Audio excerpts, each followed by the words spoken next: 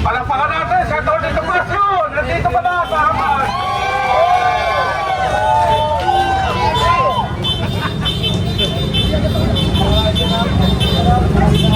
Okay, sige, bante po, bante. Yung mga license natin, hindi pa magkakapasok. Nandito po, yung grupo, ang mga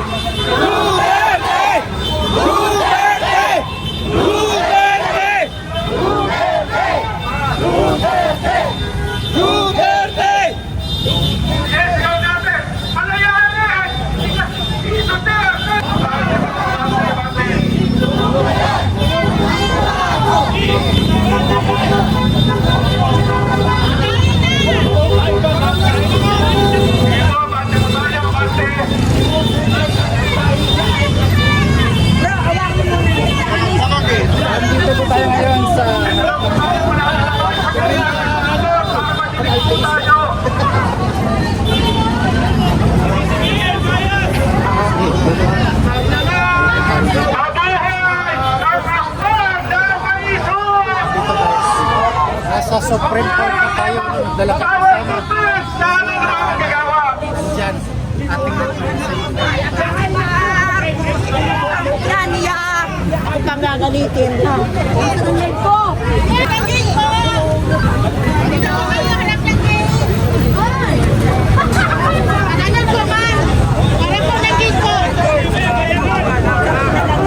Yan no, nandito na sa Supreme Court. Loko ka talaga po. Kami ko ito sa'yo, kasi sa plus, wala pa may nakabot. Ay pabalik si Tatay Digong sa Pilipinas. Siyempre kasama natin si Atty. Tomasio at kasama po yung mga miyembro ng PDP, Maisog, DOPI, nandito lahat. Labor sectors, nandito lahat. Para po yung ating mga kaibigan sa Korte Suprema sa kabilang po daw tayo. wala pa rin sagot ang Supreme Court. Para hindi Kaya po tayo kailangan magsagot ng Supreme Court. Mga kasama, dito po tayo. Mga kasama namin sa pulis, huwag po kayo mag-alala. Kami po ay mga mapayapang mga tao. Hindi kami katulad ng mga bayan po. Huwag kayo mag-alala po. Talagang nilalaman lang po kami. Walang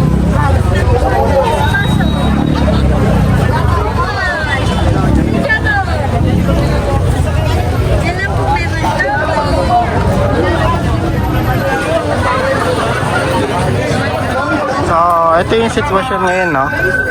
1 year na simula nung kinuha po si Tatay Digong. So, nagtipon-tipon po sa Supreme Court para legal na magpasa po ng signature. Tay kami naman signature. Mga kasama, nandito po.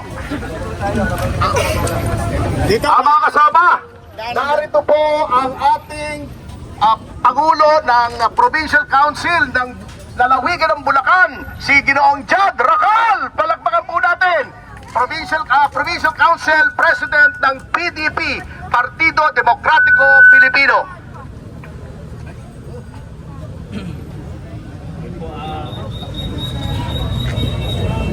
Ay, hello po. Nakakatuwa po tayo dito kasi nagsama-sama po tayo dito. Nagkakaisa tayo kasi sobrang ano na talaga ng laganap na korupsyon dito sa bansa natin. Kaya maraming salamat po sa lahat na nandito, sumusuporta, siyempre sa pagbalik rin ng Bring Our Duterte, President Duterte home. Tapos sana po, tuloy-tuloy po tayo dito, ipaglaban natin ang karapat-dapat po para matigil ang korupsyon dito sa bansa natin. Ayun lang po, maraming salamat po. Okay, thank you.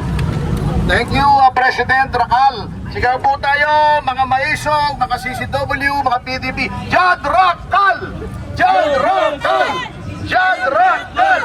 Jad Racal! Jad Racal! Jad Racal! Galing Bulacan. Meron po rito mahigit kumulang 1,000 mga kaanim ng Partido Demokratiko Pilipino mula sa lalawigan ng Bulacan. Nagtyaga po sila. Papasok na po sila rito. 1,000 more or less members of Partido Demokratiko Pilipino from the province of Bulacan. Eko pa ha. Ulitin natin, from the province of Bulacan. Dala-dala po siya ni Mr. Jad Racal. Isa pa.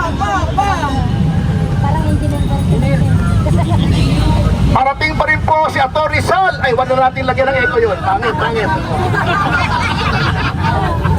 Anong isunod? Attorney Sal Banelo.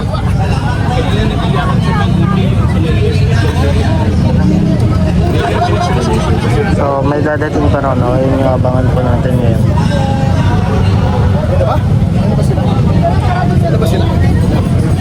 Nalalakad sila? Okay lang. Dito na pupunta. Lakad po sila?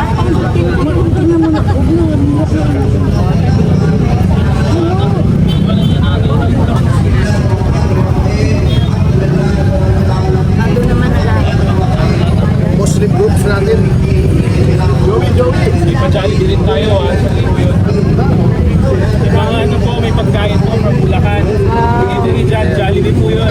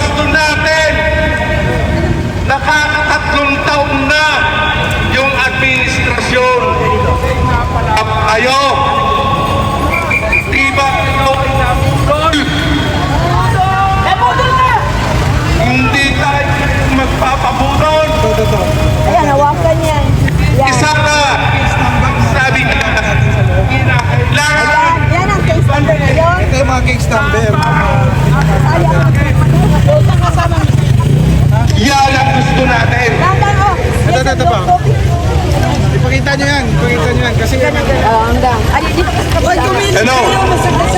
para mag-picture. Ang kinakailangan natin ay yung slogan, tapang at malasakit ang gusto natin. Hindi yung pagkak na naroon. Kaya kita ninyo sa mga barangay natin, buy one, take three, ang lantaran ng Cebu sa mga barangay. Yan ba ang gusto natin? Dahil sinakripisyo ni Tatay Digong ang laban sa gera, sa droga. Tapos ang pa ang pinahulog na ang daming nakinabang, ang daming nakinabang yan sa war on drugs ng Tatay Digong. Pero ngayon, sinakripisyo niya ang kanyang buhay alang-alang sa bansang Pilipinas. Kaya hindi tayo Picture tayo. Ayaw. Ayaw. Hindi na mo pinapansin. Hindi mo pinapansin. ang sabay ng Pilipino nagmamatid, nag-oobserba at hindi natin tatantanan, kinakailangan panapihan itong pagpilipon.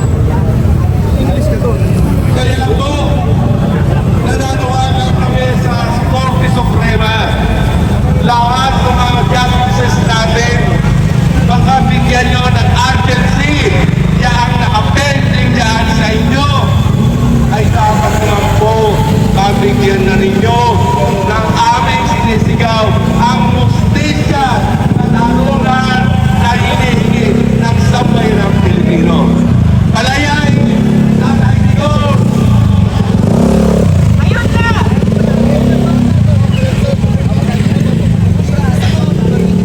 Kaya po, sa pagpapatuloy ng programa natin, tinatawagan po natin ang alyansa ng mga manggagawang dokter sa lansangan, kasama Jessie Olivar. Karapakan po natin, kasama Jessie Olivar. Ako na hindi nagsasalitaan dito, itamlanyo na ganito.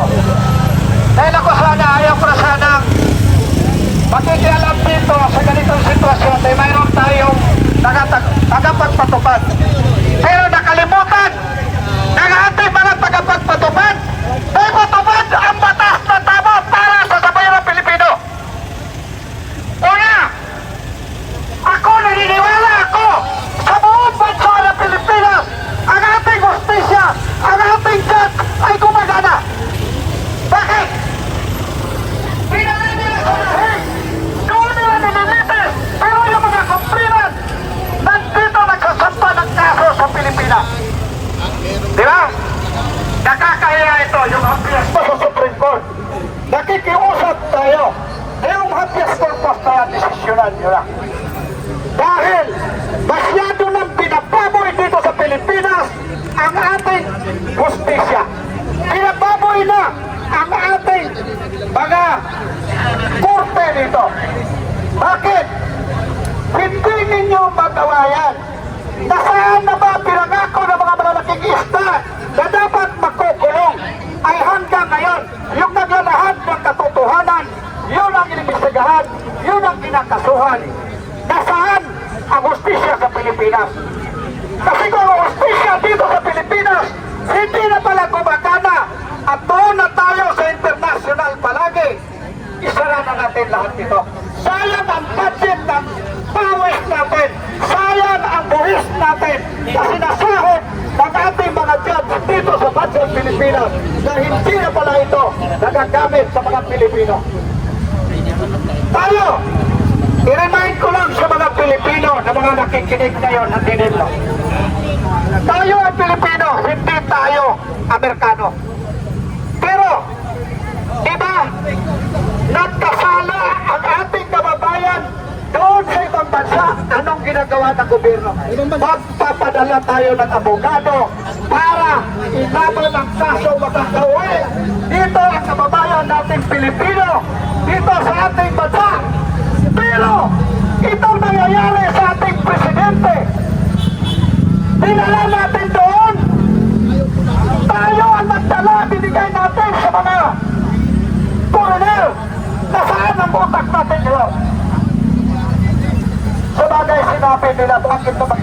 ulit sa amin. At kayo naman ang naglagay sa amin dito. Di kayo rin ang mag-alay sa amin. Huwag kayo mag-alala. Dahil pagdating sa 2028, kung mayroon ng eleksyon na mangyayari, sigurado itong mga tao na nandito, hindi na nyo kaya kutuin ito. Para naman sa mga vlogger na bayaran, pakiusap ko lang sa inyo. Tama na! Tama na na pagluluko sa sarili ninyo! Itigil na ninyo yan! Dahil ang tira makikita yan kahit anong oras kung gustuhin ninyo sa legal na pamamaraan. Hindi sa pangluloko na pati sarili ninyo, niluloko ninyo ang sarili ninyo. Hindi lang ang bansang Pilipinas ang niluloko ninyo. Nakikita natin kung gaano kakurap ngayon. Mayroon pala akong ibabakiusap sa mga elected natin. Dahil alam ko ngayon, mapapanood nila ito mamaya. Pakikiusap lang sa mga elected natin. Mayor, Governor, Congressman, Senador, Vice President, hanggang Presidente. Lahatin na natin. Lahatin natin sila. Mayroon tayong pakikiusap. Ako opinion ko lang ito kasi noong araw yun naman ang kalakaran. Baka naman, pag nagnakaw kayo, hindi na ilagay sa malita, masyadong malaki, sa bulsa na lang. Maluwag po bulsa namin! Ibubulsa yung mga kinupit nila kasi maigi yung bulsa, maliit-liit. Eh ngayon kasi hindi na binubulsa eh. Minamalita na! May namalita na eh. Nagkakahiya naman. Kasi pag minamalita mo, masyadong malaki. At nakikita yun sa taong bayan. Ang iba, takot lumantad, takot magsasalita. Kasi ang nagsasalita daw, kinakasuhan. Ay bakit naman tayo matakot kung kasuhan? Tayo lang naman naglalahat sa katotohanan. Tayo naman nagsasalita sa entiblado para maintindihan sa taong bayan. Diba? Ako hindi ako pwede matakot kung nagsasalita. Dahil mula pa sa pagkabata ko, lumaban ako para sa sambayan ng Pilipino, hindi sa sarili ko. Mabuhay sa mga Pilipino! Ha? Mula noon pa, padyak pa lang ang dala ko, lumalaban na ako sa karapatan ng ating mga inaapakang mga maliliit na kababayan. Pumansyo lang ako ng konti, mula doon sa padyak, naging jeepney driver hanggang nagiging driver ako ng bus, hanggang ngayon nagiging presidente ako. Dahil pinaglalaban ko ang karapatan ng lahat ng manggagawa, ng super, ng bansang Pilipinas. At ang iba dito, alam nila kung sino talaga ako. Higit sa kalaman ninyo, ako ang chairman ng Transport Alliance ng driver at conductor sa buong Pilipinas. At noong 2025, nakikita ninyo ako sa lansangan. Lumalaban. At yung pag-alis ng bus dito sa buong Metro Maynila, matagal na tinututulan yan. Siguro i-repeat ninyo kung sino talaga itong kausap ninyo ngayon sa harapan ninyo. Ito na sa harapan ninyo, yun din ang lumaban para hindi malisan ang ating mga mahihirap dito sa bansa natin, dito sa Metro Maynila. Kasi ang gusto ng ating gobyerno, doon na lang tayo pababain sa Santa Rosa kung galing tayo doon sa South. Dahil gusto nilang pagkapirahan tayong lahat. At doon naman galing ka sa Cavite, doon ka sa Pitik. Pag galing ka sa North, hanggang doon na lang sa Valenzuela. Lumaban tayo dyan. Lumaban tayo dyan. Salamat sa Korte Suprema.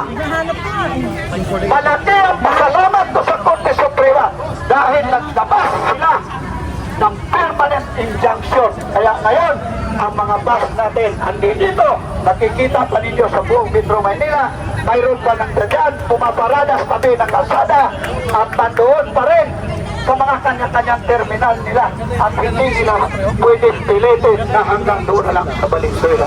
Marami pong salamat. Dahil andito na naman tayo ngayon sa harapan ng Korte Suprema. Ito na naman ang ipag-iusap natin. Sana po ito, pakinggan ninyo ang hinaing ng taong bayan. Baka naman pwede na na desisyonan ang kulang-kulang isang taon na pinail ng habeas corpus at hindi ko napahabahin dahil marami pong magsasalita. Nandyan pa sila si Atty. Topacio na sila yung magpapaliwanag kung ano yung dapat gawin dahil mayroon kasi sinasabi na lang wrong statute. Mas maigi ito na yung mga abogado ang magpapaliwanag. Maraming salamat at magandang hapon sa ating lahat, lalo na sa ating mga kapulisan. Marami pong salamat sa inyong pag-assist para sa kaayusan ng ating traffic. Like if hindi nandito ngayon na uma-assist din, tumutulong. Marami pong salamat.